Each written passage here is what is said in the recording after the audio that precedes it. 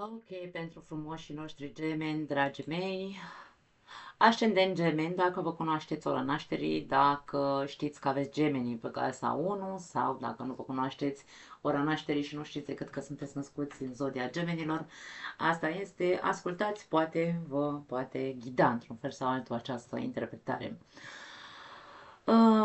La voi se activează axa serviciului și a sănătății, adică casa 6, casa 12 și axa învățării, adică casa 3, casa 9. În ceea ce privește, să spunem, luna nouă care a avut loc pe 27 aprilie, în zodia Taurului, la voi sămânța pe care o puteți încă planta în această perioadă și um, a căror rezultate le veți vedea după 6 luni de zile este, hai să spunem așa, uh, în a relua, aș spune, sau, dar nu știu dacă e corect spus, o dorință pe care ai avut-o de mult în mintea ta subconștientă, să zicem așa, o poți reactiva din nou, punând atenția ta să fie acolo pe acea dorință. Casa 12 este casa subconștientului nostru. Aici putem să vorbim despre anumite, nu știu, poate de ce nu, o dorință de toate felurile poate fi acea dorință, nu contează ce tip de dorință ai avut sau ai. E ca și cum mai ud-o puțin acea sămânță, da? Poate fi vorba despre un proiect pe care tu l-ai acolo în mintea ta subconștientă și pe care până acum nu ai avut, nu știu dacă neapărat curaj să-l exteriorizezi, dar poate fi vorba despre, uh, poate fi vorba despre ceva legat de spiritualitate, de psihologie, de ce nu, ori practicarea psihologiei, ori psihologia practică, dacă vrei. Da? Avem o îmbinare între Taur și casa 12 care poate să ne vorbească despre așa ceva. Așadar, dacă încolțește în tine, pentru că unii dintre voi poate că aveți studii făcute deja, e ca și cum la voi s-a terminat un ciclu, da? Casa 12 este ultima casă din mandală.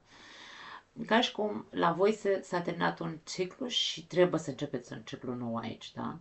Însă acest ciclu care l-ați încheiat încă poartă în el o sămânță. Ori ați terminat niște studii legate de spiritualitate, psihologie, ori aveți în interiorul vostru inconștient o dorință de a studia aceste științe, să zicem. Dacă încolțește udă acea sămânță, îmi vine să-ți spun. Da? Poate unii dintre voi e vorba de a începe să practicați ceea ce deja ați studiat. Dacă ați făcut, de exemplu, dacă ați studiat psihologia. Iar dacă nu, și ți încolțește acum, în această perioadă, îți vine ideea aia și nu înțelegi de unde mi-a venit ideea asta să mă apuc eu să studiez psihologie sau, ce știu eu, astrologie, tarot, habar n-am. Nu contează. Tu fă-o, da? Tensiunea sau contradicția, într-un fel sau altul, sau presiunea pe care o vei simți în exteriorul tău, poate fi sau poate veni, să zicem așa, din cauza lipsei de analiză, de obiectivitate, sau de gestiunea timpului, atenție. Pentru că foarte mulți dintre noi spunem, n-am timp să mă apuc să studiez nimic, mi-aș dori să fac nu știu ce, să fac nu știu, dar n-am timp. Niciodată nu găsesc timp, da? În casa 6 vorbim despre rutina noastră și cum ne gestionăm acea rutină în fiecare zi. Și unii dintre noi putem să cădem, bineînțeles, în această proiecție în care, da, să nu uităm, am spus că o opoziție poate să însemne proiecție, proiectez în viața de zi cu zi, că n-am timp, domne, nu mai am timp de absolut nimic, eu am dorințe într-adevăr, dar le țin aici ascunse și dau vina sau scuza, să zicem, este timpul, jobul, nu știu, și așa mai departe. Um,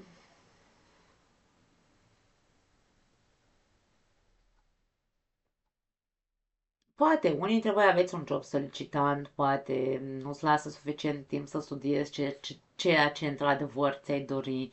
Dar aici e vorba despre disciplină. Casa 6 ne vorbește despre discernământ și despre disciplină. Da? Deci aici tu trebuie să înveți, într-un fel sau altul, din punct de vedere profund, așa, să te așezi cu tine, pentru că Scorpionul înseamnă profunzime, da? Lilith înseamnă fațeta mea obscură sau ascunsă, care mi este rușine să o arăt, de exemplu, da? Și aici vorbim despre, ok, dacă tu stai și pierzi uh, timpul și nu te ocupi și de ceea ce cu adevărat îți dorești, scuzându-te întotdeauna că ești solicitat în altă parte mai puțin în ceea ce privește dorințele tale, atunci avem o problemă. Aici vorbim despre, într-adevăr, uh, autodisciplină în casa 6. E nevoie să începi să-ți faci o altă, nu știu, listă de priorități, dacă vrei, da? Acum, scuzele pe care le poți găsi sunt: nu pot, n-am timp, sunt prea obosit, nu o să reușesc, mi-e frică, de ce nu? Poate fi vorba aici despre mi-e frică să contactez cu dorințele mele care le am acolo, da? Lilith în casa 6 poate activa aceste sentimente, însă dacă te eliberezi într-un fel sau altul, pentru că Lilith aduce eliberare, dacă te eliberezi de ele și te autodisciplinezi pe interior și îți pregătești în detaliu acea listă de priorități, cu ce ai de făcut în fiecare zi sau cum să-ți împarți timpul pe care tu îl ai la dispoziție în fiecare zi, să-l împarți în eficient, pentru că vorbim despre eficiență în casa 6, vei vedea cum vei găsi timp și soluții pentru tot. Este important să fii atent și la sănătate. Casa 6 are legătură cu sănătatea și aici ca și cum nu te lăsa indus în eroare de ceea ce îți spune într-un fel sau altul mintea subconștientă, care îți poate spune, hai să zicem așa, tu în casa 6, dacă vorbim despre sănătate, te simți obosit sau, nu știu, deprimat, da? Putem să vorbim aici cu Scorpionul pe casă 6, poate fi un soi de, nu știu, deprimat, nu am energie și așa mai departe, da? Și mintea ta subconștientă să-ți spună ca și cum,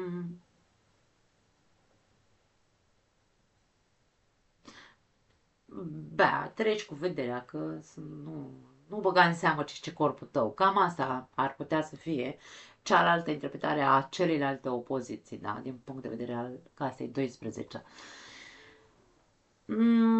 Aici e vorba despre, nu, stai așa.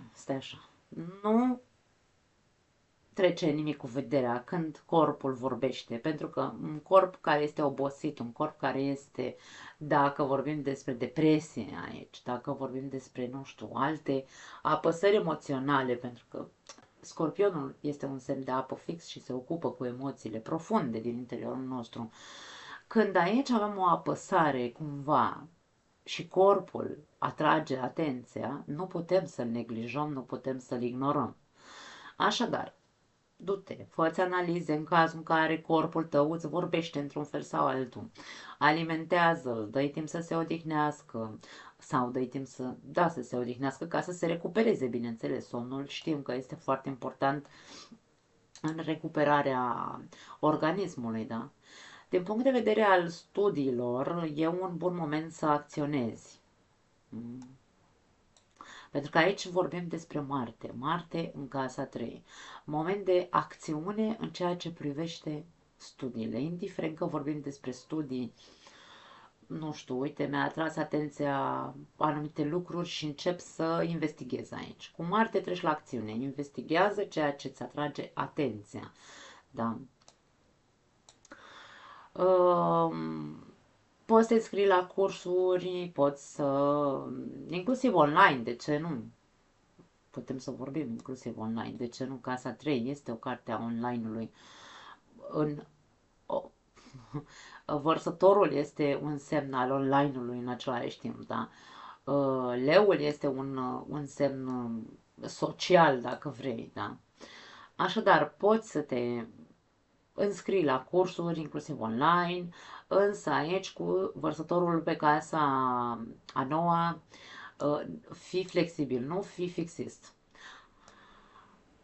Pentru că aici e ca și cum tu ai o dorință de a studia ceva, nu contează ce. Poate are legătură cu această dorință pe care tu o ai la nivel subconștient, de a studia ceva în legătură cu psihologia. Însă, presiunea pe care o simți și faptul că zici că nu ai timp, că nu știu, și așa mai departe, că nu ai chef, că nu ai stare, că nu ai nu știu ce, știi tu că nu ai, te poate face să acționezi din, hai să spunem, din orgoliu sau din a atrage atenția să faci niște cursuri. Nu e vorba despre asta. Aici e vorba despre dacă într-adevăr în tine zace o dorință. Apucă-te de studii, dar nu din dorință de afirmare, pur și simplu, și nu într-un mod fixat pe mă duc doar pe categoria asta. Hai să dau exemplu cu psihologia, că dacă am deschis discuția despre asta, faci psihologie, nu știu, habar n-am ce ramuri de psihologie pot să zic. Nu știu, nu te fixa pe un singur studiu.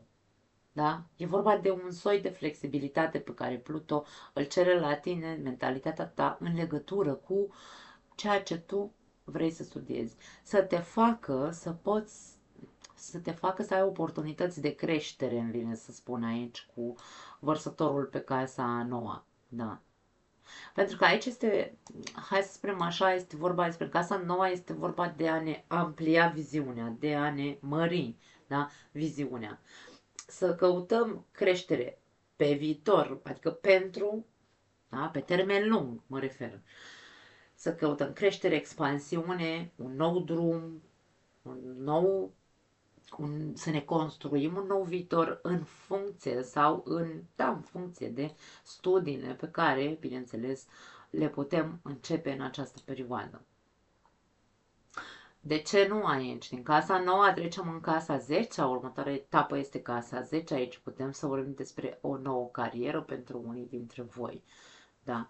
Cu începând aceste studii, carieră care poate avea legătură cu vocația. Casa 10 este casa vocației, așadar toate, pentru că aici avem un sextil, aici avem alt sextil, deci putem să vorbim care pentru unii dintre voi e vorba despre ceva vocațional pe care îl păstrați aici în interiorul vostru, în subconștient și voi îl amânați. Nu mai amânați, nu mai pierdeți timpul. Despre asta eu simt că e vorba la voi. Da. Luna plină din Scorpion de pe 12 mai te va ajuta să te eliberezi de acele emoții negative sau hai să le numim, dacă vrei, obiceiuri proaste. Mie îmi place să zic obiceiuri. Pentru că în casa 6 sunt obiceiurile noastre sau ritualurile pe care le facem în fiecare zi, ritualurile zilnice. Ca și cum, na, în fiecare zi ne spălăm pe dinți, în fiecare zi beau cafea, în fiecare zi, nu știu, poate avem alte obiceiuri nesănătoase în ceea ce privește casa 6, că vorbește despre sănătate. Pot fi ritualuri sau obiceiuri toxice sau negative, de ce nu, emoționalitate negativă aici, da, și care, ca și cum, nu sunt de folos. Ți se va pune lumină pe sentimente, pe partea sentimentală în ceea ce privește anumite obiceiuri nesănătoase din punct de vedere emoțional. Și tu va trebui, într-un fel sau altul, să să te eliberezi de ele, pentru că despre asta e vorba cu scorpionul. Scorpionul întotdeauna aduce acea nevoie de eliberare a anumitor greutăți sufletești, dacă vrei, da. Sau emoții, te-ai obișnuit să te simți, nu știu, pesimist, de exemplu. Nu, nu te lasă să avansezi, nu te lasă să crești această, nu știu, acest obicei. Da. Pe 21 mai soarele va intra în casa ta întâi, te va umple de energie, însă până pe 21 mai vei fi, într-un fel sau altul, uh, încorsetat. Dar nu este, aduceți-vă aminte ce am zis, nici quadraturile, nici opozițiile nu sunt energii negative sau presiuni care nu le putem cu care nu putem munci, să zicem așa. Sunt presiuni care ne pun la muncă, nu trebuie să mai stăm să pierdem timpul, da? Vei fi mai optimist începând cu 21 mai, vei fi mai, nu știu, poate de ce nu mai centrat pe tine, un pic mai egoist, ar putea să fie și asta, nu e nicio tragedie să fim egoiști atâta timp cât nu facem rău nimănui, nu-i așa? Iar pe 27 mai avem lună plină în Gemeni. Da? Deci aici vorbim despre o activare, începând cu 21 mai, Gemenii se activează la dublu, așa cum sunteți voi la dublu, da? Și aici cu luna nouă, pardon, nu știu de ce am zis luna plină, luna nouă în Gemeni este o nouă sămânță pe care o poți planta în ceea ce te privește, o nouă sămânță de acțiune, pentru că aici vorbim despre casa 1, este o casă de acțiune în exterior, care să te impulseze sau să te, da, impulseze, cred că e bine zis, pentru că e impuls aici, în casa 1, să te îndrepți, da, către acele studii despre care vorbeam, care te pot duce pe un alt drum pe viitor. Cam asta este ceea ce eu simt pentru voi, dragii mei, aici.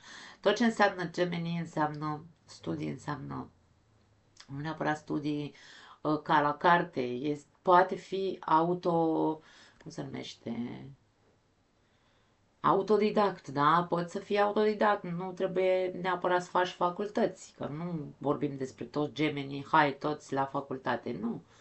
E despre o nouă sămânță în ceea ce te privește, în care tu să studiezi, să te studiezi și să vezi ce poți să faci cu dorințele care se află în subconștientul tău, pentru că asta este tranziția. Soarele și luna din Taur se vor muta la tine în casa 1. Da.